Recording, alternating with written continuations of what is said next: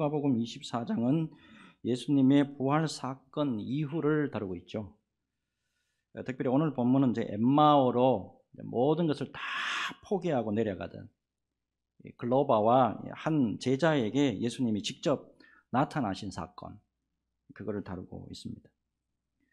자, 근데 이들은 예수님이 부활하신 모습으로 나타나신 것을 전혀 알아보지 못한다. 이게 이제 문제예요. 첫째적인 원인이 마가복음 16장 12절의 말씀을 보니까 예수님이 다른 모습으로 나타났다, 이렇게 기록되어 있거든요. 근데 누가는 16절을 오늘 보시면은 16절을 보시면 그들의 눈이 가려져 그인 줄 알아보지 못하였다, 이렇게 기록하고 있단 말이에요. 특별히 영어 성경 NIV 성경 보면 한 단어가 굉장히 좀 의미스러운데 recognize라는 단어를 쓰고 있어요. recognize. 이거는 무슨 뜻이냐면 깨닫지 못했다. 그동안 수많은 말씀을 이미 들었습니다. 적어도 4번 정도 예수님의 십자가와 부활 사건, 예수님이 이미 다 말씀해 주셨다고요. 근데도 깨닫지 못합니다. 주님의 수많은 이적과 기적을 행하시는 거 봤어요. 근데 예수님의 십자가 죽음 이후에 부활에 대한 깨달음이 놀랍게도 지금 없다는 거예요. 자, 이제 본론으로 바로 들어가 보겠는데, 먼저 이 글로바와 한 제자가 예수님에 대한 분명한 깨달음이 없다, 이거부터 먼저 챙기셔야 됩니다. 일단 예수님에 대한 분명한 뭔가 확신과 믿음이 없어요. 19절을 보면 예수님을 선지자로 본단 말이에요. 21절을 보면 예수님을 로마로부터 이스라엘을 해방시켜줄 정치적인 메시아, 군사적인 메시아, 이렇게 보고 있단 말이에요. 자, 이에 따라서 이들의 가려진 눈을 예수님께서 뜨게 해주시는 것을 볼 수가 있죠. 자, 30절, 31절 보면 그들과 함께 음식 잡수실 때에 떡을 가지사 축사하시고 떼어 그들에게 주시니 그들의 눈이 밝아져 그인 줄 알아보더니 예수는 그들에게 보이지 아니하시는지라. 특이한 거는요, 오늘 본문 바로 앞을 딱 들여다보면 예수님이 구약의 모든 말씀을 통해서 두 제자들을 깨우쳐줘요. 말씀을 깨우쳐준다고. 근데 그럼에도 불구하고 부활하신 주님이 그들과 함께 계신다는 것을 recognize, 깨닫지 못해요. 두 제자가 강권에서 이제 예수님을 모시고 숙소로 들어가서 식사를 하는데 예수님이 떡을 가지고 축사하시고 그들에게 주실 때에야 비로소 그들의 눈이 밝아집니다. 그제서야 그들과 함께 하시는 분이 부활하신 예수님이더구나, 이제 깨달아요. 특별히 여기 축사하다라는 말 나오잖아요. 축사하다. 요거는 예수님의 오병이어 기적 때 쓰인 단어입니다. 아마도 두 제자는 예수님의 오병이어의 기적 때를 아마 연상을 했는 것 같아요. 자, 떡 5개와 물고기 2마리를 가지고 놀라운 기적을 베푸셨던 그때의 모습이 기억이 나면서 드디어 눈이 밝아지기 시작합니다. 자, 이 부분에서 마샬이라고 하는 주석가가 이렇게 주석을 하고 있어요. 이들이 이렇게 예수님이신 것을 알아보게 된 것은 그들이 능동적으로 알아낸 것이 아니라 하나님의 은혜로 말미암아 알게 되었을 것이다. 매우 중요한 지적이에요, 이거.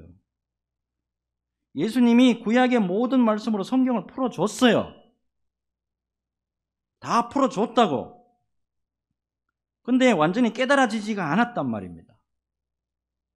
결국에 하나님이 눈을 열어주셔야 한다는 거예요. 주님이 당신의 부활을 믿게 해주셔야 믿어지고 확신이 된다라고 하는 사실입니다. 미국 예일대학교 법대 출신입니다. 시카고 트리뷴 신문사에서 아주 잘 나갔던 리 스트로벨이라는 사람이 있었어요. 근데 이 사람은 철저하게 무신론자고 회의론자였습니다. 근데 어느 날입니다. 아내 그리고 딸 앨리슨과 식당에 갔는데 갑자기 딸이요, 사탕을 잘못 먹고 기도가 막히는 사고를 경험하게 됩니다. 이때 간호사였던 LP라는 한 여인의 도움을 받아가지고 응급처치를 통해서 딸의 목숨을 겨우 구해요. 자, 놀랍게도 이 LP라는 여자가 그날 내가 믿고 있는 예수님이 이 땅으로, 이 식당으로 이끌어 주셨고, 당신의 땅 앨리슨이 살 수 있었던 것은 전적인 예수님의 뜻입니다 라고 가르쳐 줍니다. 이 스트로벨의 아내 레슬리가 감동을 받고 이 간호사와 함께 그녀가 출석하는 교회에 나가기 시작합니다. 자, 근데 스트로벨은 딸이 살아나는 것은 감사할 일 맞아요.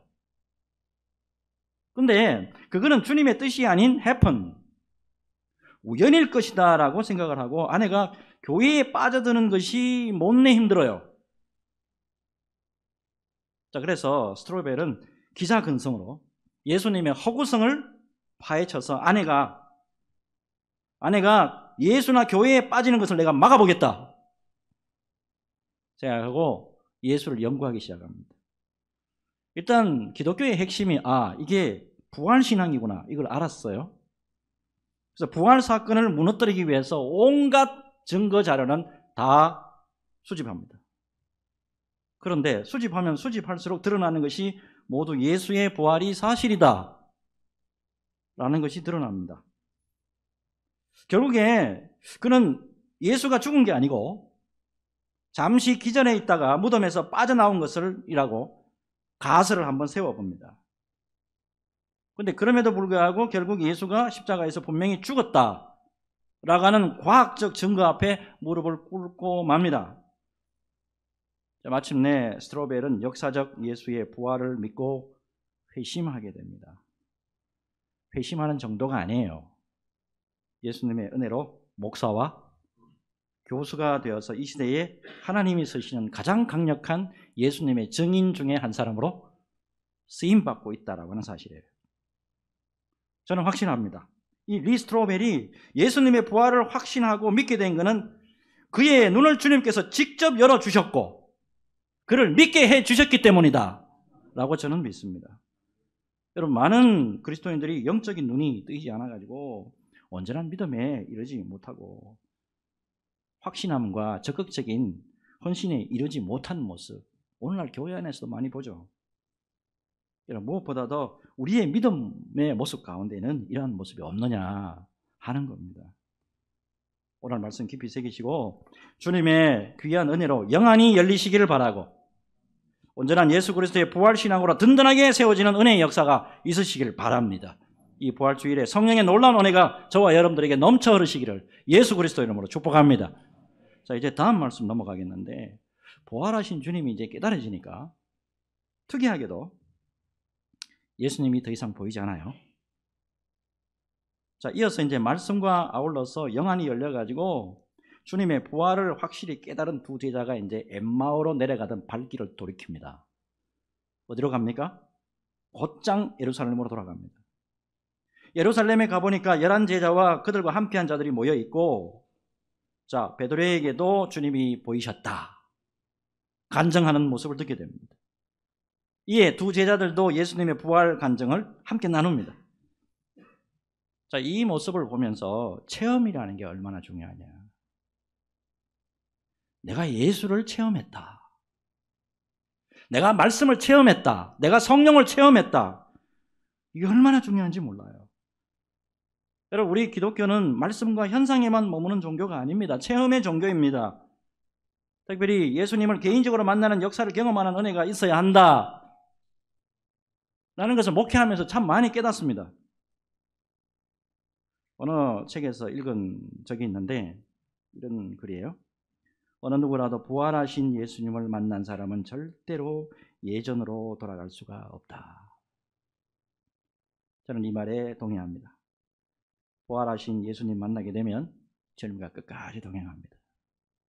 부활하신 예수님을 경험하게 되면 죽음에 이르기까지 변함없이 믿음 간직하고 달려갈 수가 있습니다.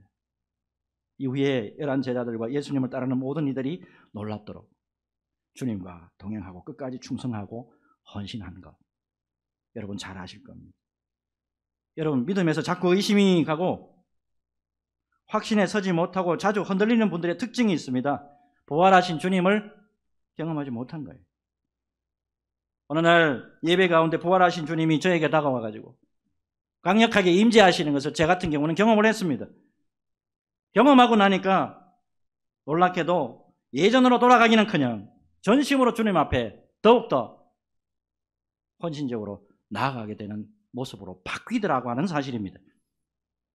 그러므로 여러분, 우리 주위에 아직 온전한 믿음에 들지 못하거나 믿음의 자리에 오기는 했지만 온전한 헌신과 충성을 못하는 분들, 체험이 없어서 그런 거예요. 특별히 체험이 있더라도 영안이 완전히 열려서 부활하신 주님을 뼛속 깊이 받아들이지 못한 이유 때문이다 라는 걸 알 수가 있죠. 사도행전 9장을 보면요, 핍박자 사울이 부활하신 예수님을 강력한 빛으로 만나는 장면 나오잖아요. 부활하신 예수님을 만나기 전에 사울, 기독교에 대해서 아주 적대적이었습니다. 기독교는 허상이고 거짓이라고 믿었을 거예요. 하지만 진리와 능력으로 사망 권세를 깨뜨리시고 부활하신 예수님의 실체를 직접적으로 자기가 경험해 봤다고요. 그러고 난 다음에 완전히 사람이 변했잖아요. 예수 그리스도의 복음을 목숨 걸고 전파하는 이방인의 사도가 됐습니다. 디모데전서 1장 13절에서 14절, 사도 바울이 이렇게 고백하고 있잖아요. 내가 전에는 비방자요 박해자요 폭행자였으나 도리어 긍휼을 입은 것은 내가 믿지 아니할 때에 알지 못하고 행하였음이라. 우리 주의 은혜가 그리스도 예수 안에 있는 믿음과 사랑과 함께 넘치도록 풍성하였도다. 여러분, 예수님은 부활, 특별히 예수님의 부활은 진리와 실체입니다. 예수님의 부활에 대해서 확실한 믿음에 거하고 하나님 나라의 존귀한 성도로서 굳건하게 세워지는 저와 여러분 모두가 되시기를 예수 그리스도 이름으로 축복합니다. 이제 마지막으로 주님께서 부활의 모습으로 나타나신 모습이죠. 글로버와 또 한 제자, 그리고 11 제자들에게 예수님이 친히 부활하신 모습을 보여주십니다. 근데 특이한 거는 그때까지 부활에 대한 개념이 바로 서 있지 못해요. 36절을 보시면 그들이 간증하고 막 나누고 있는 가운데 예수님이 시공을 초월하고 샬롬 하고 나타나십니다. 그때 37절을 보시면 그들 모두가 놀라고 무서워하며 그 보는 것을 영으로 생각하였다고 기록하고 있어요. 38절을 보시면 예수님이 어찌하여 두려워하여 어찌하여 마음에 의심이 일어나느냐 꾸짖기도 합니다. 근데 이거는 엄밀히 보면 꾸짖는 말씀이라기보다는 실제로 예수님이 제자들에게 평강을 주시고 믿음의 확신을 주시고자 하는 의도였다라는 걸 알 수가 있죠. 손과 발을 보여주십니다. 직접 만져보라고 하시잖아요. 그리고 39절을 보면 영은 살과 뼈가 없으되 나는 너희 보는 바와 같이 있다 말씀합니다. 그리고 못자국난 손과 발을 보이신단 말이에요. 너무 기쁘니까 오히려 역으로 믿기지 않는 모습도 있었다. 누가가 빠지지 않고 기록하고 있습니다. 예수님이 보니까요, 진정으로 당신이 부활하신 모습을 증거하기 위해서 구운 생선 갖고 오라 그래가지고 생선도 드신단 말이에요. 이단의 종교를 믿는 사람들에게 묻겠습니다. 이게 영의 부활입니까? 이거 영의 부활이 아닙니다. 여러분, 무엇보다도 왜 제자들에게 부활하신 예수님이 직접 나타나셨느냐?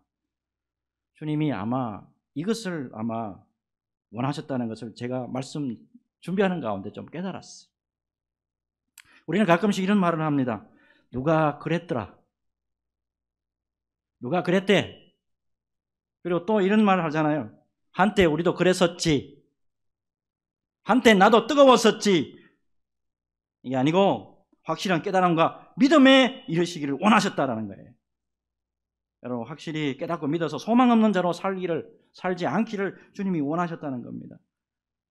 이것을 한마디로 말씀드리면 주님의 사랑의 표현이에요. 주님의 이런 놀라운 사랑을 보여주시고 주님의 길을 따라올 수 있도록 은혜를 베풀어 주신 사건, 이게 바로 오늘 본문의 사건이라는 사실입니다. 2017년 4월에 생명의 삶에 나오는 귀한 글 하나 소개하고 말씀을 마치겠습니다. 자녀의 영적인 면에 특별한 관심을 가지고 있었던 어느 가장이 있었습니다. 어느 날 아빠가 7살 난 아들입니다. 7살 난 아들에게 천국에 대해서 네가 아는 바대로 한번 말해보라 그래요. 자, 그때 이 애가 상기된 얼굴을 가지고 이렇게 말합니다. 내 생각에 우리가 천국에 도착하면 천사는 커다란 책을 보며 우리 이름을 부를 겁니다. 천사가 먼저 아빠의 이름을 부르겠죠. 그러면 아빠는 여기요 하고 대답할 겁니다. 그 다음 천사는 엄마 이름을 부르겠지요. 그러면 엄마도 여기요 라고 대답하실 것입니다. 마지막으로 천사가 내 이름을 부르겠지요. 그러면 나는 점프할 겁니다. 내 키가 작아서 천사가 나를 볼 수 없을 테니까요. 그리고 크게 소리칠 겁니다. 여기요 하고 말이죠. 자, 근데 며칠 후 이 가족에게 비극적인 사고가 일어납니다. 통학버스 타러 가던 이 어린 아들이 자동차에 치였습니다. 그리고 혼수 상태에 들어갔습니다. 근데 새벽 무렵입니다. 혼수 상태에 있던 어린 아이의 몸이 미세하게 움직였고 가족은 모두 아이의 얼굴을 주시했습니다. 아이의 입술이 조금씩 움직였고 아들의 마지막 한마디는 슬픔에 잠긴 가족에게 평안과 소망을 안겨주었습니다. 어린 아들의 목소리는 너무나 명료해서 모두가 알아들을 수가 있었습니다. 여기요. Here I am. 여기요. 여러분, 예수님의 부활, 천국과 영생은 허상이 아니고 실체입니다. 놀라운 이 진리 안에서 우리가 거하고 있음을 믿음으로 깊이 새기시고 주님 오실 때까지 부활의 증인과 그 은혜로 살아가는 우리 수원 소망교회 성도들 다 되시기를 예수 그리스도 이름으로 축복합니다. 축복합니다.